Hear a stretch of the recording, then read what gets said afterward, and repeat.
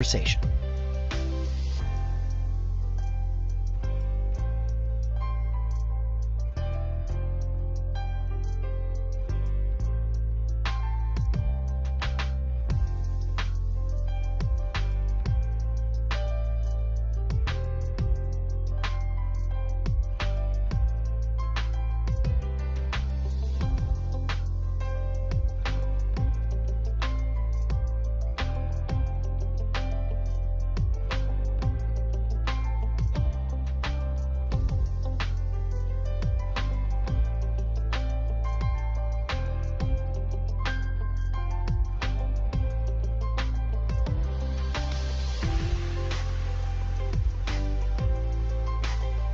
Thank you for joining us for today's episode of Ideas with Michael Bach. The session will begin promptly at the top of the hour. Sit back, relax, and get ready for a great conversation.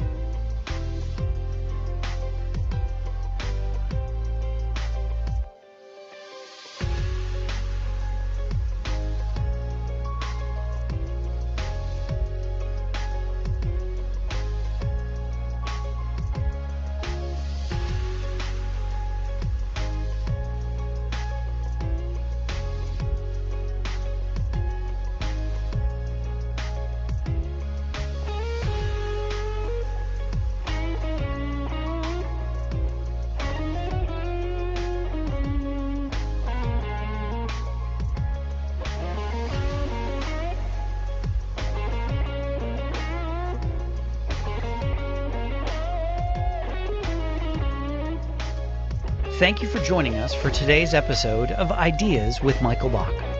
The session will begin promptly at the top of the hour. Sit back, relax, and get ready for a great conversation.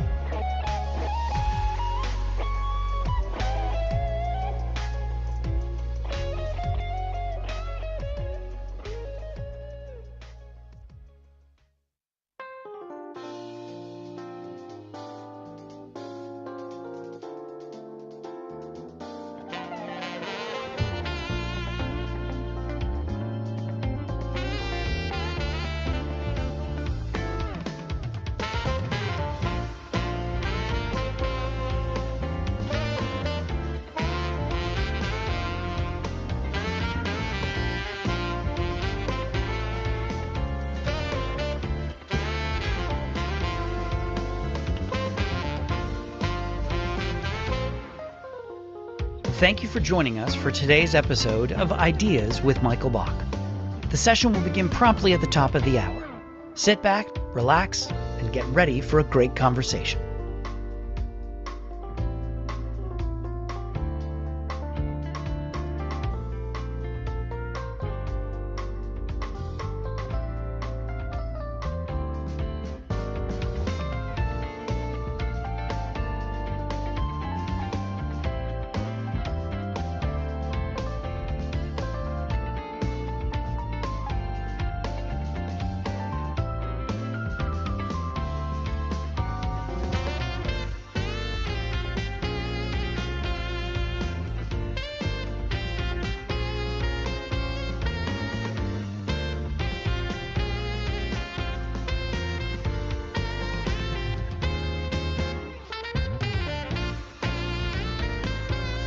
Thank you for joining us for today's episode of Ideas with Michael Bach.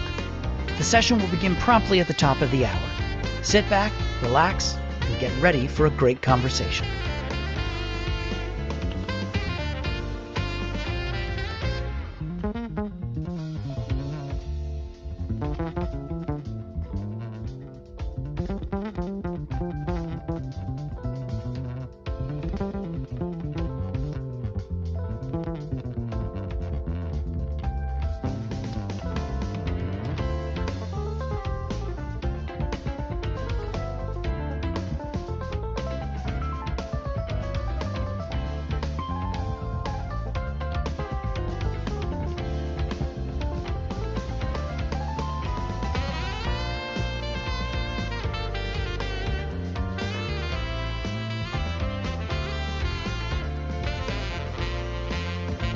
Thank you for joining us for today's episode of Ideas with Michael Bach.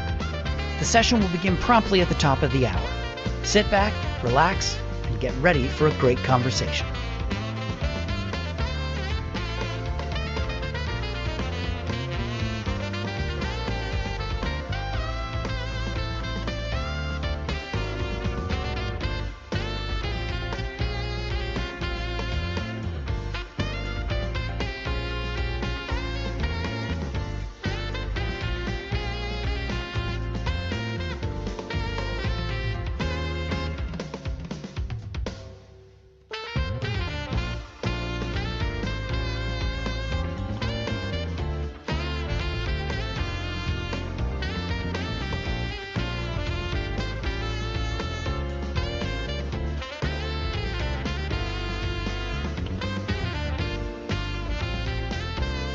Thank you for joining us for today's episode of Ideas with Michael Bach.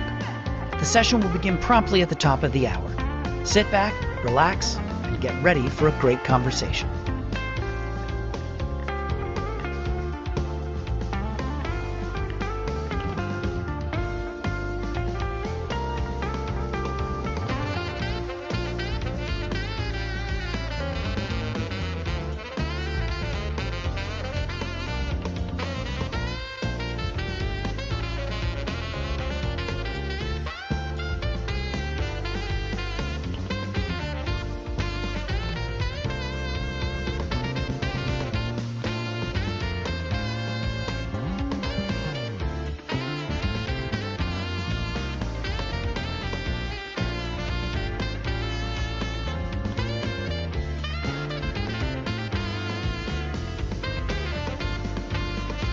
Thank you for joining us for today's episode of Ideas with Michael Bach. The session will begin promptly at the top of the hour. Sit back, relax, and get ready for a great conversation.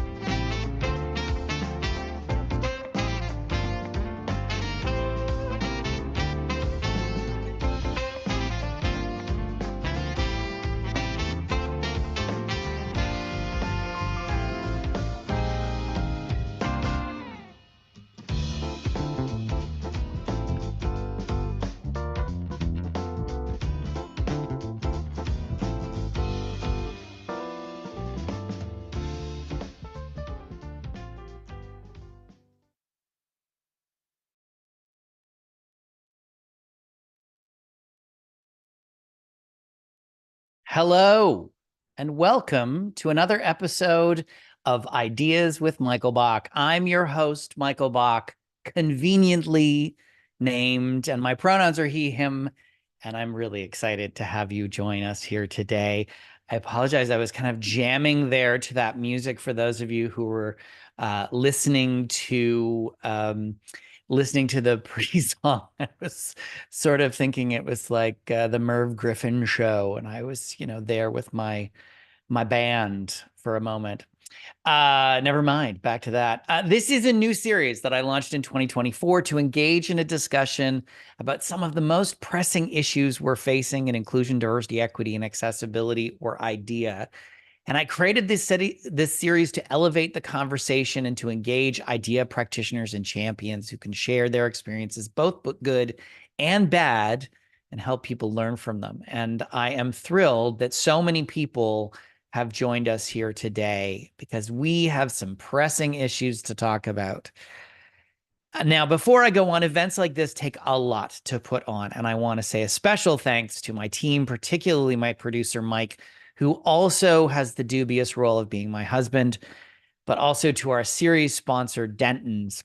Dentons is the world's largest law firm by lawyers and has taken their work in inclusion, diversity, equity, and accessibility very seriously.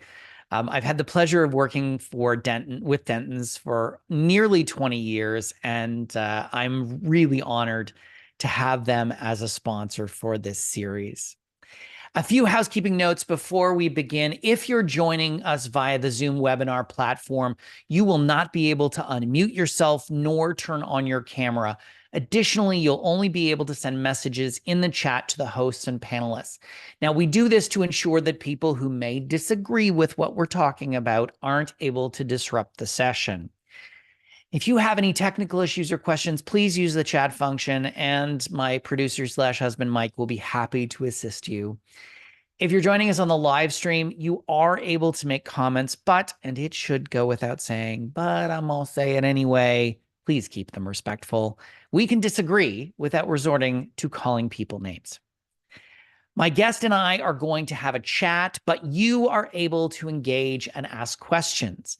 If you're on the Zoom platform, please ask your question using the Q&A function. You can ask them at any time, and we'll work them into the conversation as appropriate.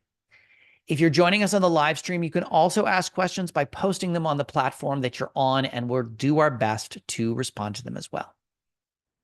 The show is being recorded and will be available in about a week as a podcast. If you want to know more about the podcast, download an episode, please visit my website at michaelbach.com/ideas, or look for Ideas with Michael Bach on your favorite podcast platform. That about covers the housekeeping, so sit back, relax, and enjoy the conversation. On today's episode, we'll be exploring the theme of LGBTQIA+ inclusion. Why does it matter?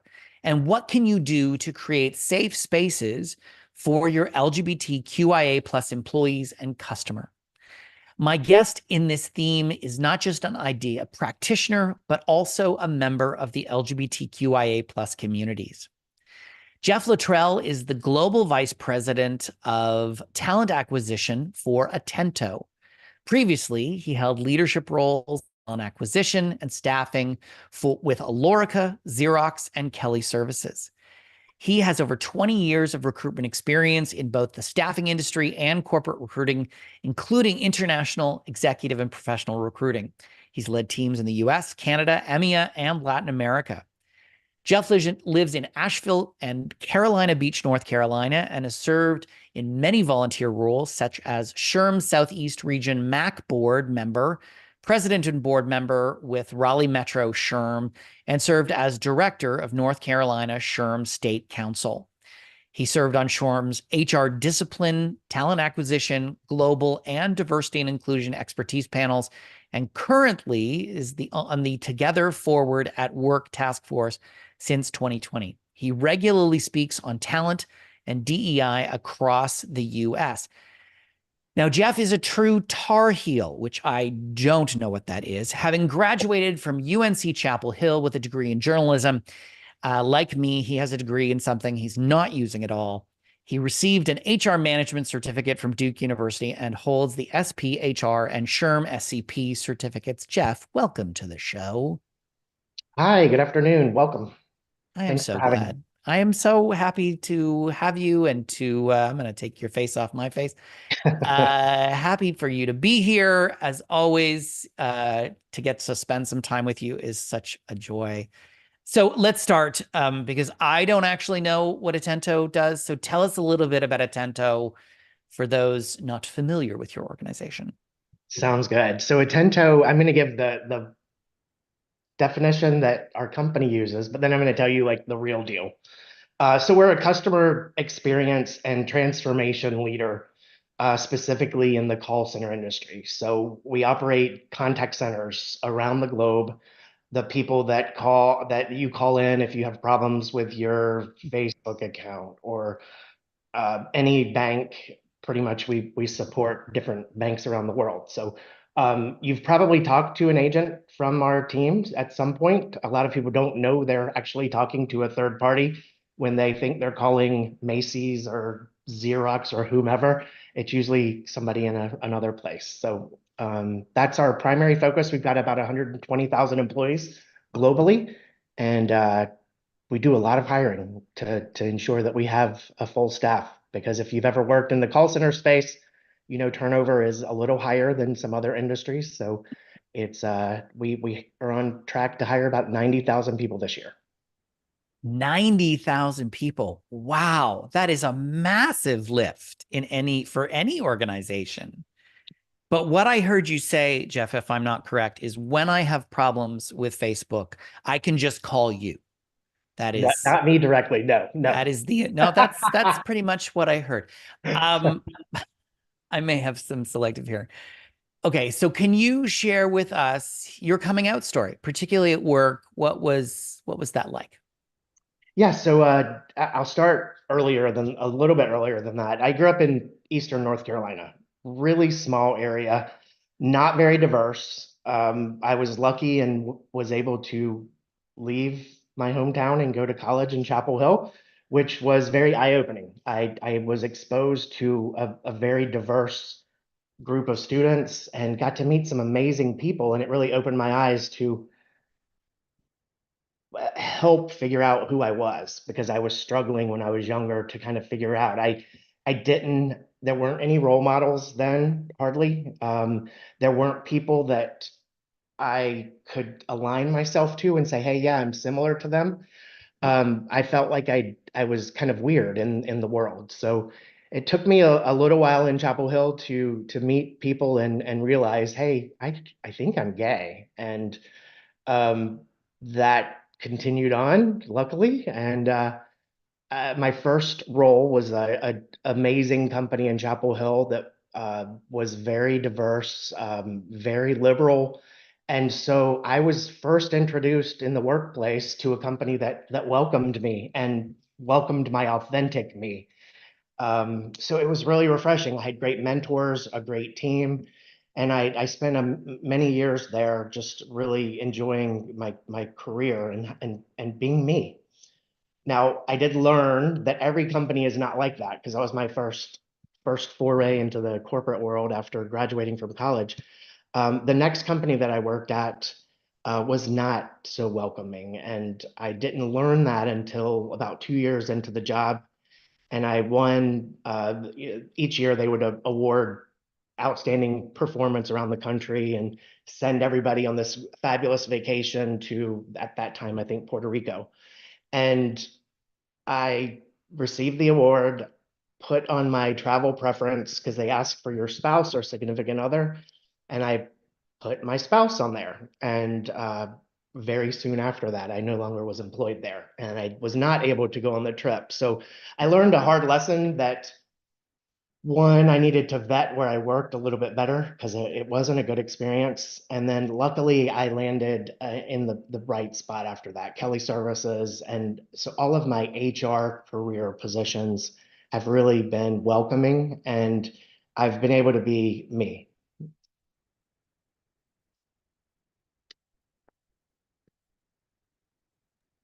Thank you. And that's thank you for sharing that story. I think the everyone has their own journey around coming out. And yeah, that's thank you for sharing that. But I think the question that a lot of people will ask is why was it important for you to be out in the workplace? And I guess arguably today, why is it still important for people to be out in the workplace? What are your thoughts? Yeah, so two areas there. One, I think you can't be completely successful in what you're doing and really excel unless you're your true self. And I feel it's important to make sure that people know who I am, and that includes being gay. That includes having a husband for 30 years. So that part is important for people to know. It's not my whole me, but it is a part of me, and I'm not embarrassed or shy about it. So um, the other half to that is I mentioned I didn't have people that looked like me when I was growing up that I could, say, oh, wow, they're amazing. Look at all the cool things they're doing. And so I want to be that person to any people that are facing adversity, trying to figure things out. I want them to look and say, okay, here's a good role model for me. This guy has worked in his field for a while, has done some cool things, and I can, we relate to each other. So I think those are the two areas that kind of jump out for me, why it's so critical. Mm-hmm. And how does being gay, I don't know how to ask this question.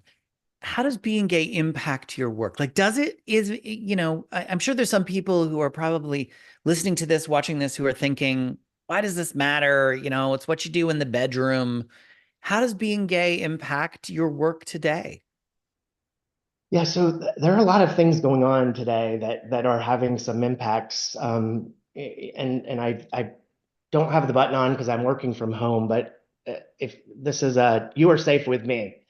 And whenever I travel to our offices, I make sure we have offices in states like Texas and Florida where the what's going on is not the best for our community. So I want to make sure employees know that they can come and talk to me. But beyond that,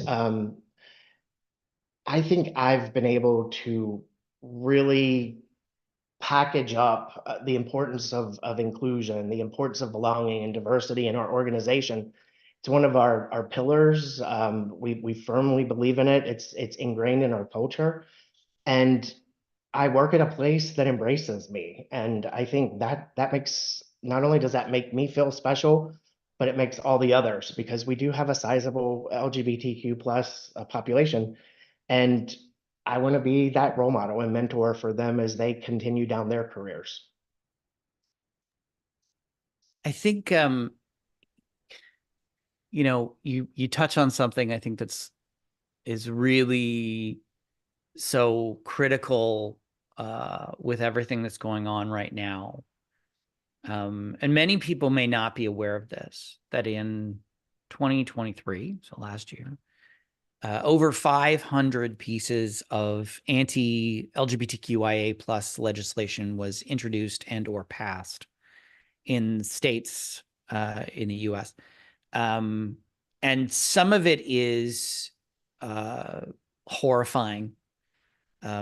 There are states that are essentially trying to erase trans people in particular. A lot of the bills are around gender identity and trans and gender diverse individuals.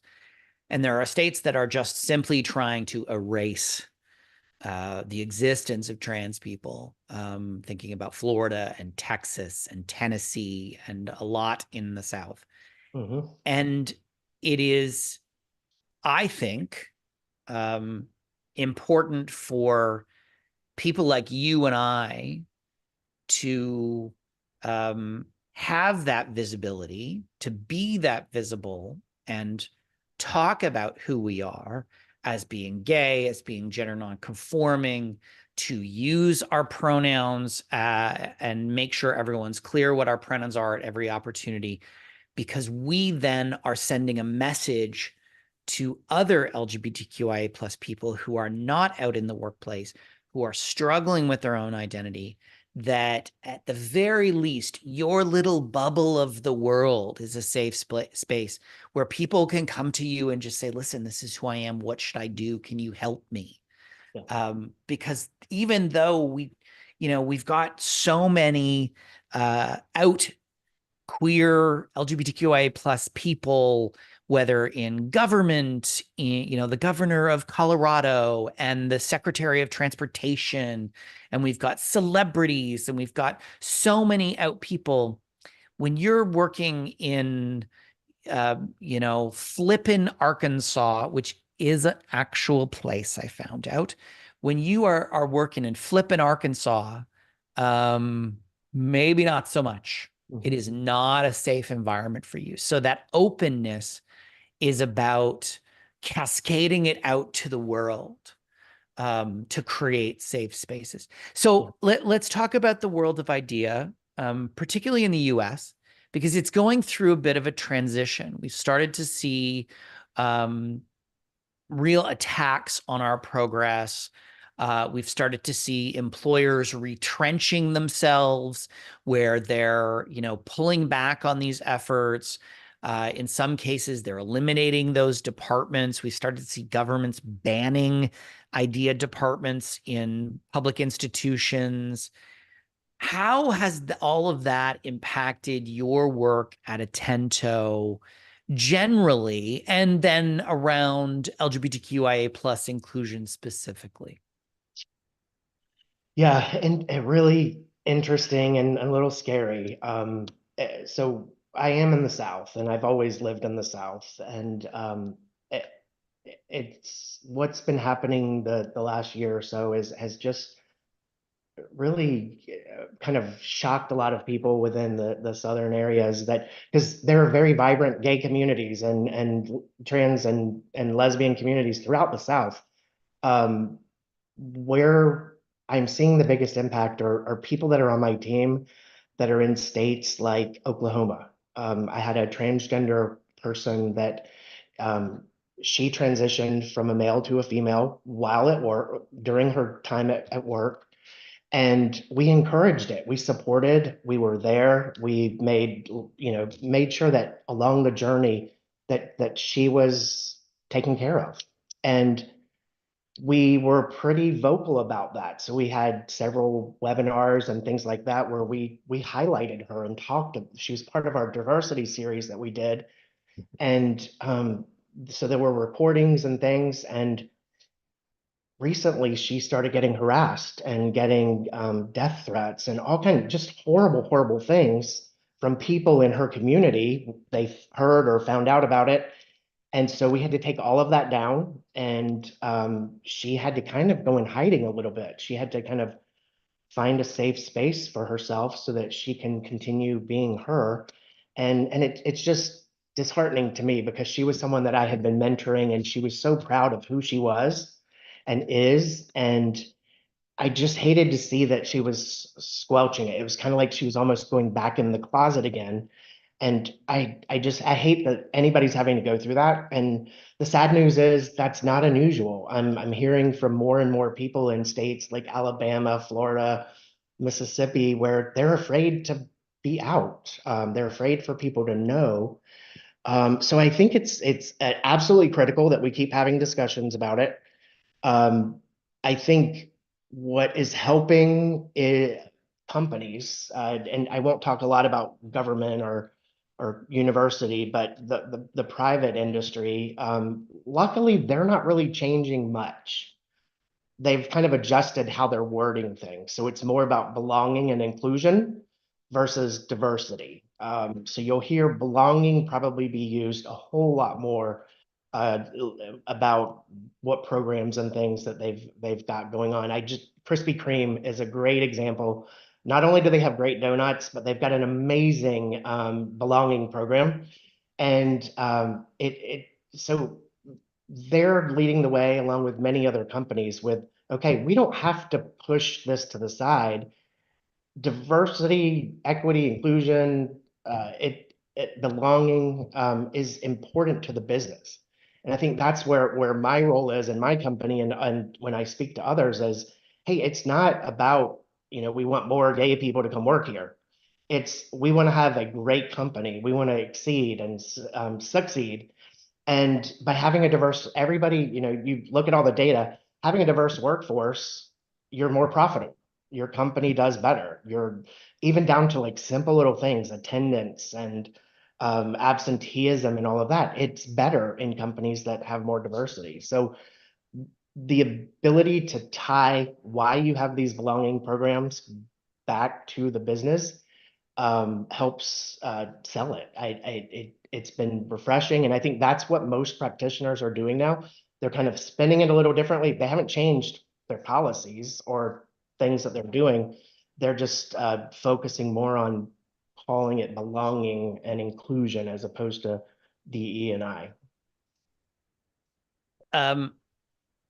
Krispy Kreme is the reason my ass is as big as it is. I'm just saying it. It's the truth. And in fact, the head of belonging from Krispy Kreme will be joining me on a future episode of Ideas with Michael Bach. We're just trying to nail down the date. But I want to go back to something you said. I'm going off the script about the mentee that you had who was receiving death threats. What can we do in those situations? Like, is the answer, well, we just take all the posts down and we take the focus off it? And I know what we're talking about. We're talking about safety, and that safety is a significant concern. And I'm not suggesting that we should in any way put our employees into unsafe situations. That's never the answer. But how do employers do a better job of standing up to that kind of hate? Like, is there something that we can do to make sure that that hate is being addressed and in fact shut down? Yeah, there definitely are things that we can all do. One, I think we need to first provide that safe space for someone. So if they're dealing with this, we need to help them feel safe, whatever that looks like. I think it varies based on where and how. But so first, taking care of them, making sure they're okay. But then second, it's up to us all and our allies especially to speak up.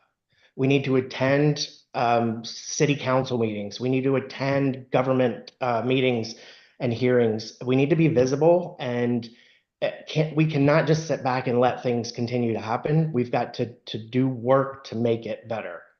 Um, Separate from that, I think educating people. There are a lot of people, as I've talked, because for a long time I didn't know that I knew transgender people.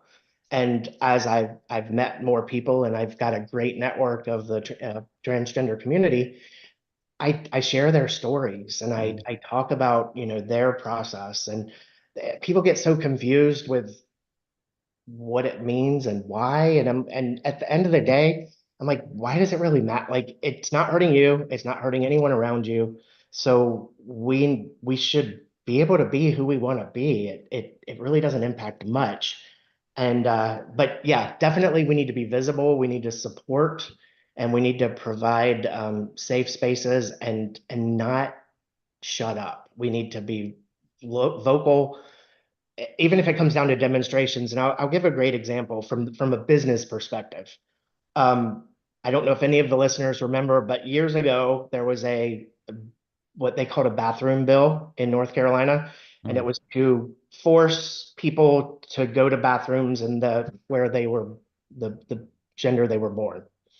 And I knew that that was bad for the business community. And luckily, I had a platform. I was president of the North Carolina Sherman State Council.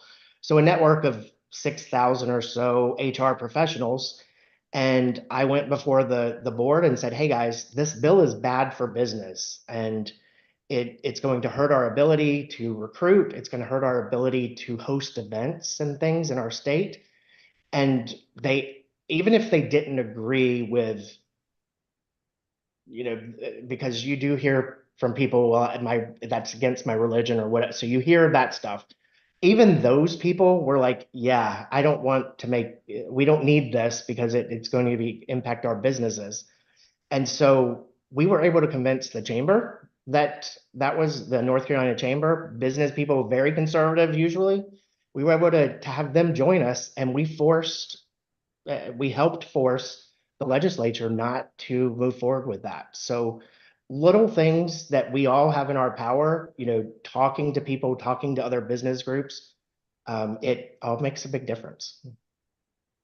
I think what you've just said is so critically important, and that is about visibility, and it's about action, and it's about not sitting around and waiting for something to happen. And I think this is the difference between ideologies. I'm not talking about politics. Most people know that I'm politically apathetic, but we're talking about ideologies. And the difference is that people that are on the right sphere of ideology, sort of social conservatives, are very quick to take action. They are calling their local representatives. They are engaging in civic action. They are protesting. They are totally feel entitled to pick up the phone and call the president of Atento and tell them how they feel about a particular issue. Whereas the people who are on the left side of this social ideology are the ones who sit around and say, someone else will do it. Someone else will take care of that. And it is so critical. And we could talk about any aspect of the idea spectrum, but in terms of what's happening right now around the LGBTQIA plus community, and particularly gender diverse people, we need visibility, both individually and organizationally. And I have to take my hat off to Disney, who in Florida has been speaking out against the work of the former contestant for the Republican nomination, Rhonda Santis. That's his drag name, Rhonda Santis. You get it. And they've paid a price. There has absolutely been retribution as a consequence of that. But that visibility, without it, then everyone assumes that, yeah, it's okay to discriminate against trans people. Yeah. So that visibility piece is so critically important. I want to remind everyone who is joining us today that you are able to participate in this conversation. If you're joining us through the Zoom webinar platform, please use the Q&A function to ask your question. We'll work them into our conversation as we go. And if you are joining us through the live stream, please feel free to drop your comment into the chat of whatever platform you're on, and we will work those in as well.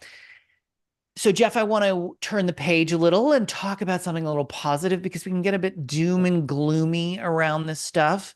What are you most proud of as it relates to your work in LGBTQIA plus inclusion, either at Atento or in general in your life?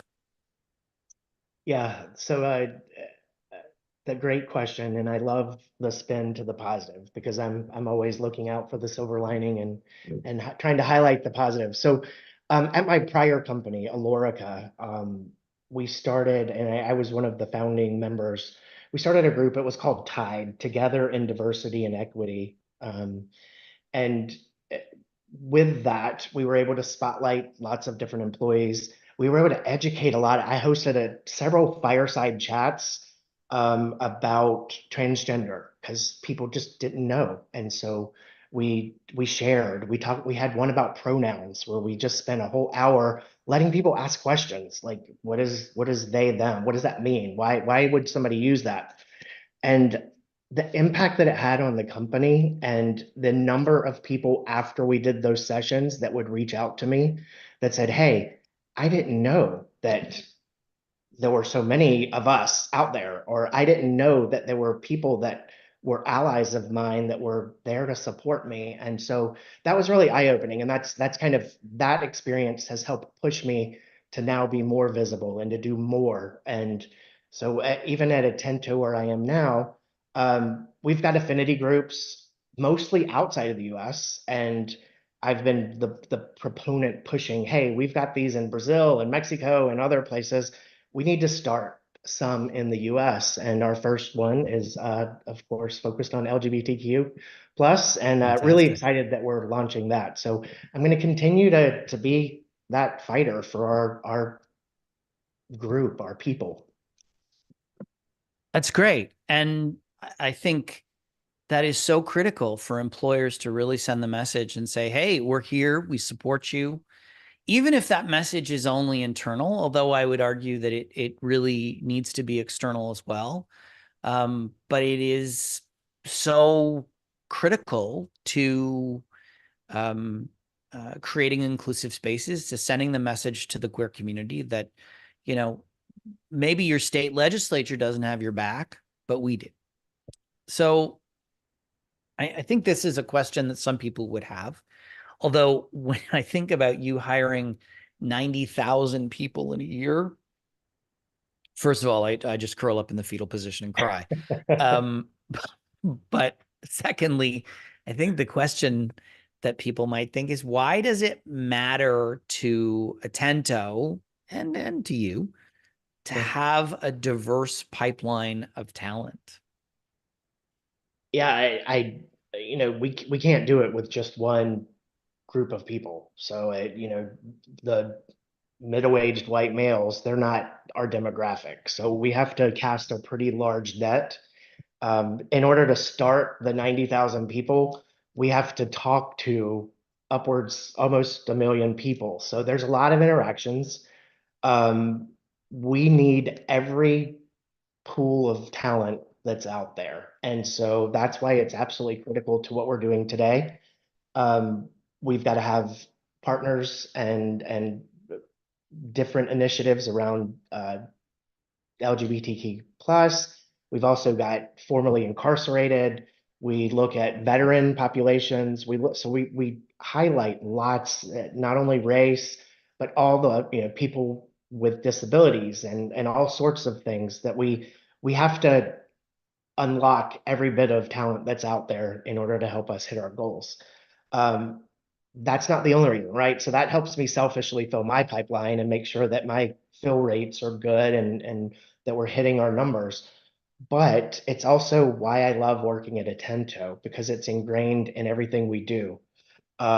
It's not just something that we have on the website that we talk about diversity, equity, inclusion, or our ESG goals. It actually is part of everything that we do. And so when I am planning an initiative, I have to put on the lens, right? Because we've got a lens to make sure that, hey, this is not going to make certain populations feel like we're not a good place. So we constantly are thinking and trying to ensure. Now, I think we've learned along the way that we can't always get it right. And that's probably the other lesson I've learned is it's okay to say, hey, I messed up. I didn't know, as long as you're kind of like trying to get to a better spot and educating yourself so that you can um, know what's going on and how to change it. But yeah, so our company goals, I mean, it's in everything that we do. And in fact, I just had to do performance reviews for my team, and it's integrated in their performance reviews.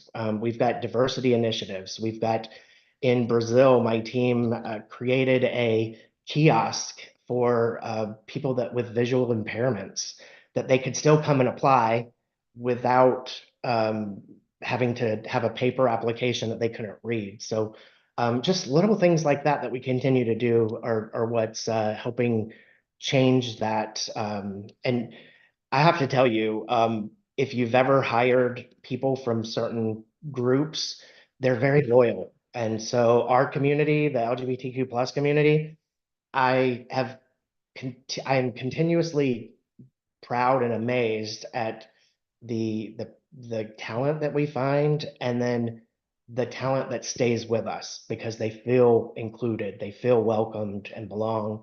And that's just an amazing story.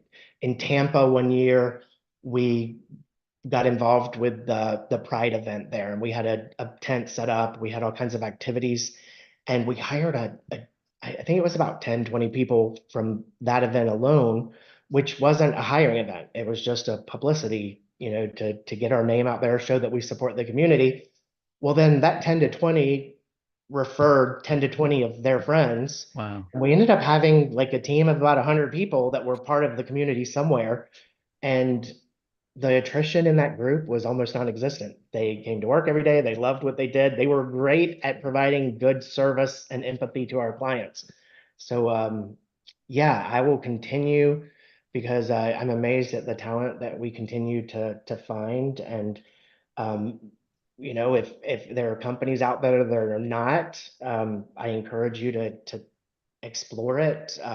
Look at all the different talent pools that are out there, not just the LGBTQ plus community, but all of the other diversity pipeline sources, because there are a lot and they can really help you not only look good at work, but look good in your communities as well.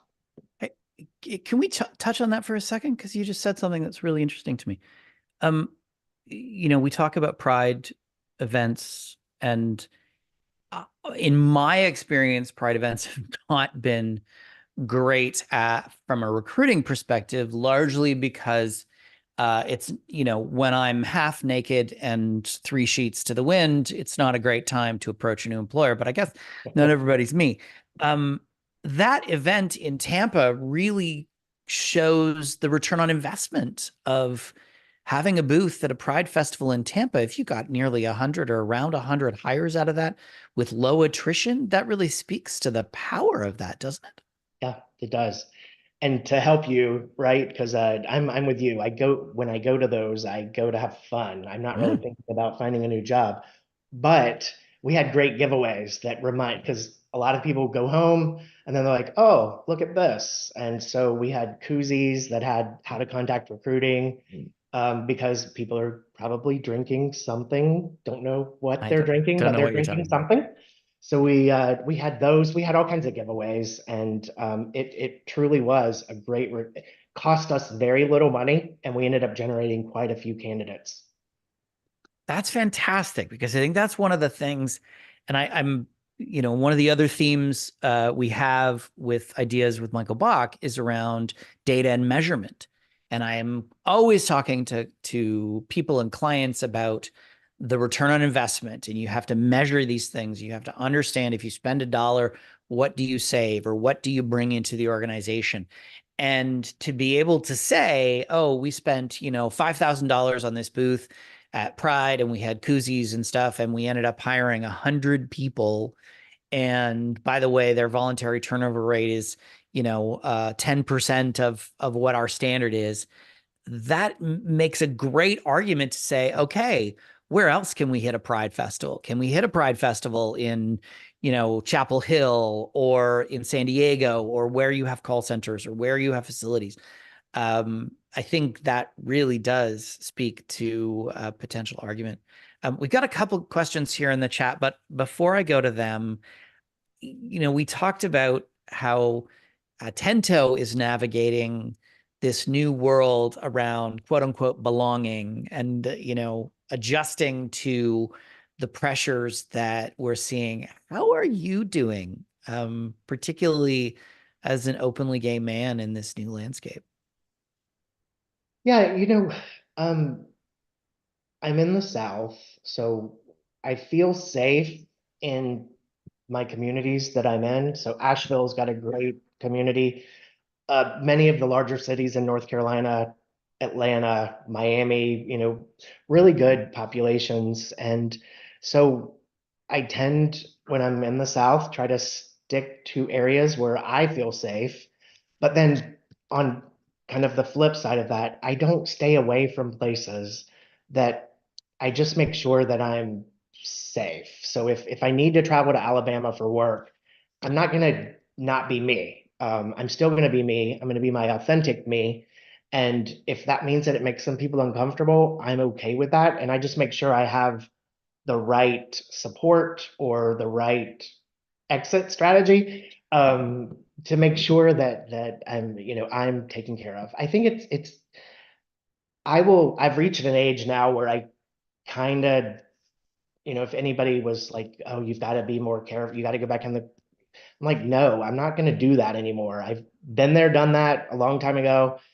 And now I'm gonna be me. And if my companies don't support that, then I may not want to be there anyway. And I know that's kind of a different spin, but why would you want to work somewhere that doesn't embrace everybody? And so it's really important for me, as I've found positions over the years, that they're in companies that embrace everyone, not just that middle-aged white male or that white population or whatever. I think it's absolutely critical that we are able to be us. And I'm not going to be one of those people that goes back in the closet. I'm too old for that. And I think most people figure it out now anyway. So it is what it is. And like I said, I'm just more careful than I used to be, I Yeah. think, with how I navigate, especially like Florida's challenging. I travel to Florida quite a bit. We've got an office in the Miami area, and for the most part, it's fine. But then you venture out just a little bit into some of the more rural areas of Florida, and yeah, I'm much more careful, much more careful. Yeah. I I'm like you. I'm old. I've been out for 37 years.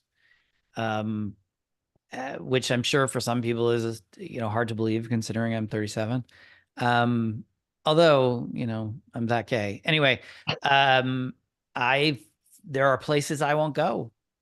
Florida is one of them that I will not go. I will not go to Texas. I'm not going to put myself in harm's way, which I hate because I'm like you. I'm just too old to care about whether or not it offends people that I'm gay and gender nonconforming. I just don't care anymore. But at the same time, I'm also not going to put myself in a situation where I'm at risk. Yeah. Mike and I are in the process of moving to Palm Springs. People know this, and we are going to be driving across the country, and we are going to stop in a couple towns. And it has genuinely there's small communities in the rural Midwest, because we can't just align our travel schedule to big cities. And I'm deeply concerned about going into a hotel and asking for a room with one bed, and how people might react, and do they turn us away? Do they deny us service? And so I'm now thinking, okay, so we have to plan around that, and it is horrifying to think that we have to go through this Yeah. in 2024. But I also, again, don't want to be unsafe. But there's a question here in the chat that is connected to this, and I want to ask it, and I'd love your thoughts. I'm trans, but not out at work. How would you suggest I come out to my manager? I'd love your thoughts on this.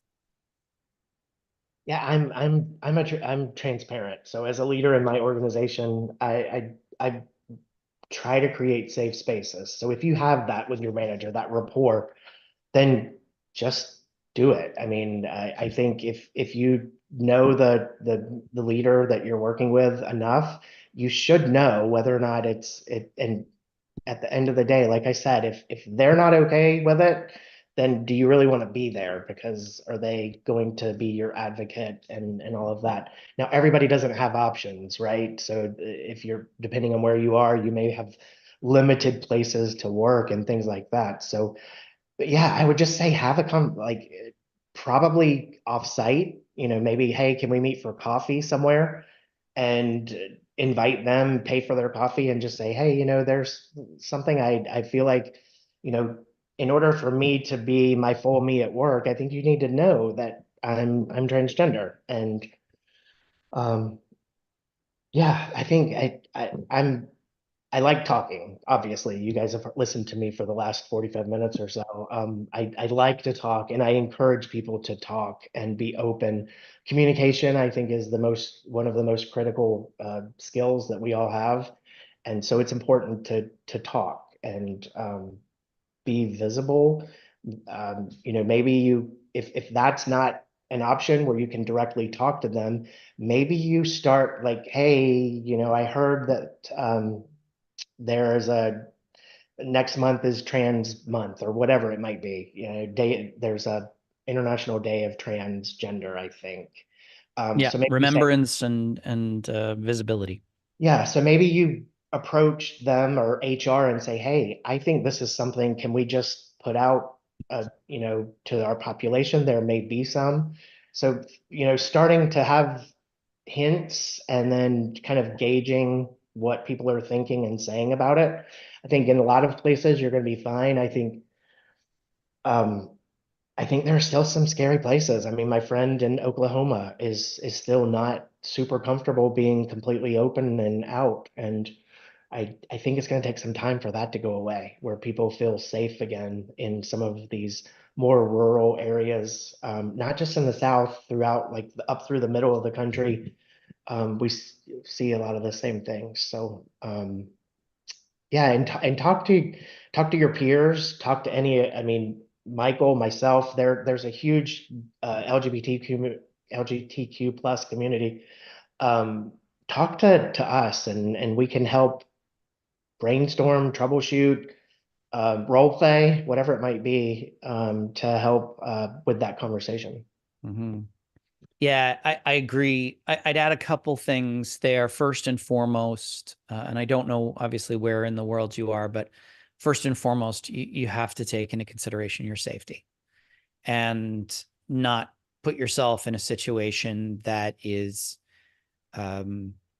a risk for you. So definitely consider, um, where you work, what city you're in, what state you're in, what province you're in, et cetera. What are the laws related to gender and gender identity? In Canada, if you're fired for being trans, you can sue, you'll win. It's a protected grounds. In the United States, it's a very different environment. So know what your rights are. I would then say look around for signs that um, your manager is either friendly or not. Have they ever said anything? Are they participating in events? Does your organization have an employee resource group? That would be a top place I would look. Because if your organization has an employee resource group, you can probably join that and join it privately so that only people in the group will know about it. You can probably find a support structure there, and figure out a way to come to your manager. What you might find is that your manager is already a member of the employee resource group. But first and foremost, please, please, please make sure you're safe. And I will say this, it may come down, depending on where you live, to you relocating to a safe environment, a place where you can exist without fear of repercussion. And that's a scary reality that we have to live with. So another question we have here, Jeff, our company has done nothing on LGBTQ inclusion. Where do you suggest we start? Tie it back to business results. There's lots of data out there now, studies that show profitability of the company better. All the metrics are better. So tying it back to that is the selling point. It's pretty simple. I think you just have to be able to get the metrics, show the results, and then back it up with the studies and the other companies that have shown what they're seeing. And I especially here's the kind of the secret sauce for me is I also look at our competitors because if they're not doing something, then that differentiates my company from them. So definitely look at what competitors are doing. Or if they're all doing initiatives, then that's another selling point is, hey, 9 of our 10 competitors they all have programs to support the LGBTQ plus community. We don't. This is a huge opportunity. So those are a couple ideas. Yeah, that's a great starting place. So agree. Tie it back to the business.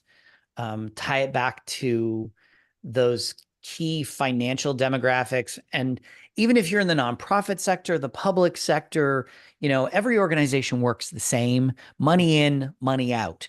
Whether or not you're trying to get a profit or not is irrelevant. How can your organization improve? Whether it's reducing time to hire or reducing voluntary turnover, increasing engagement, productivity, innovation, access to new markets. There are so many numbers that you can attach to that will make that business case. The other place I think the two areas I should say that I think most organizations should start is, first of all, your policies and procedures, and making sure that they are LGBTQIA plus friendly. Do you have policies that specifically talk about sexuality and gender? Do you, if you have the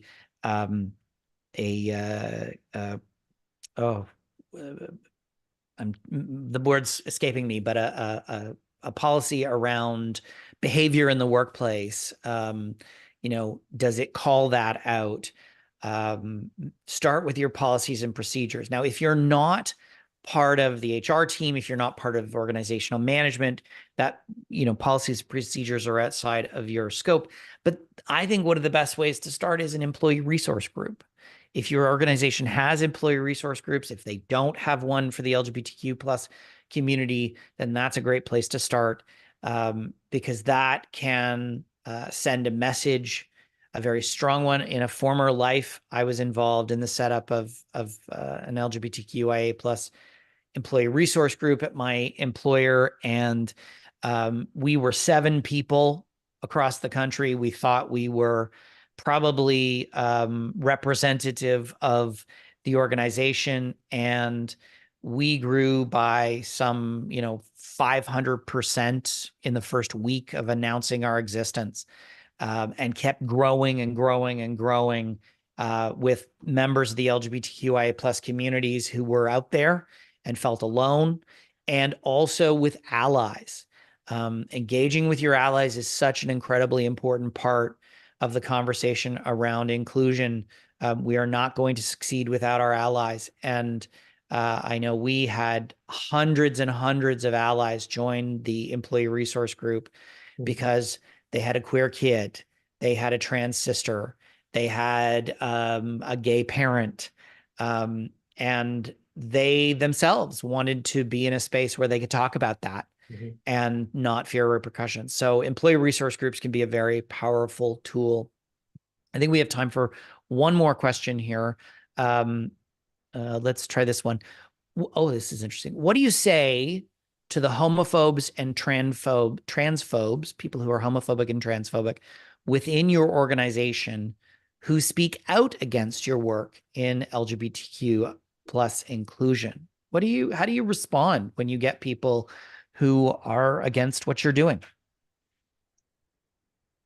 Luckily, I haven't had that occur very often at my current job. So that's good. The good news is we've made some good progress. I you know I I mentioned earlier, like I'm at a stage where I'm just like, if you don't take me as I am, then you don't take me. And that's probably the attitude I would have is, that's your opinion. Great. We can still be civil and work together because that's what we're here to do. We're not here to be best friends. We're here to get a job done. And me as a leader, I expect every single person on the team to respect each other. Doesn't mean they have to agree with what they're doing outside of work, but they have to respect each other at work and be good teammates to each other. And so that's probably the way I would spin it as great. You have your own opinion. Nobody's taking that away from you.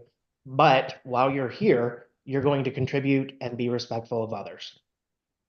Yeah, I agree. It's not about shutting people down.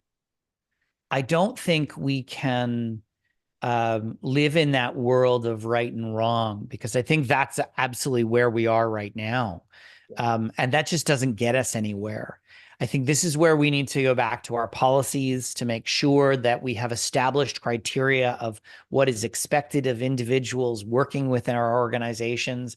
And then we can say, listen, you are welcome to your opinion. However, this is what's expected of you. And you need to be respectful of your coworkers. You cannot discriminate against your coworkers, et cetera, and really making it clear what is allowed and what isn't. Thank you so much, Jeff. Last question, where can people connect with you? I'm all over everywhere. So LinkedIn, Facebook, Instagram, take your pick. And TikTok are my favorites. So um, definitely, I pretty easy to find. Jeff Luttrell. There aren't a whole lot of us out there, so connect with me there. Oh, and it looks like there's some links put in now too. Yes, we will put those in the chat. You're on the TikTok, are you? Oh yeah. At least for now, until it gets taken away. Never mind. That's that lovely little government outreach. Yeah, the good news is we're international. So even what happens here, I can still play on TikTok. I just may not be able to access it while I'm in the US. I might have to travel to Mexico so I can access my TikTok account. Well, there's nothing like a VPN to hide where you are. Oh, there's not, listen, we can get around it, right? We can absolutely get around it. Thank you so much for being here, for having this conversation. It is, I think, so incredibly important that we keep talking about it and we keep sending the message that the vast majority of people support LGBTQ inclusion, that we care, that we are not going to settle for discrimination. So thank you so much for being part of this conversation. I really appreciate it. You're welcome. I'm glad I could add some insights. Absolutely. And thank you to all of you who tuned in. I hope you found this informative and valuable. If you did, please feel free to post about it on your social media channels using the hashtag Ideas with Michael Bach. You can also tag me. I am at the Michael Bach on all of the social media platforms. If you did not enjoy this, don't feel the need to say anything. Just, silence is golden, is really what I'm going to say. And again, if you have not connected with me on social media, please do so. Please follow me. I need followers. I need love. It's really how I validate myself. I am at the Michael Bach on all of the social media platforms that I am on. The next episode of Ideas with Michael Bach airs on April 17th at 1 p.m. Eastern or GMT +5, where my guests, plural, will be Laura McGee, the founder and CEO of Diversio, and Dana Kim, the CEO of Highlight. And we'll be talking about leading practice in collecting demographic data as part of the data and measurement theme. You will not want to miss this chat. We had our pre-call the other day, and I think it is going to be a fantastic discussion. I hope you'll join us. If you haven't already registered, please do so by going to michaelbach.com/ideas, or you can also check out the links on your favorite social media platforms. That's it for today. Thank you again for joining us, and I look forward to talking with you again very soon.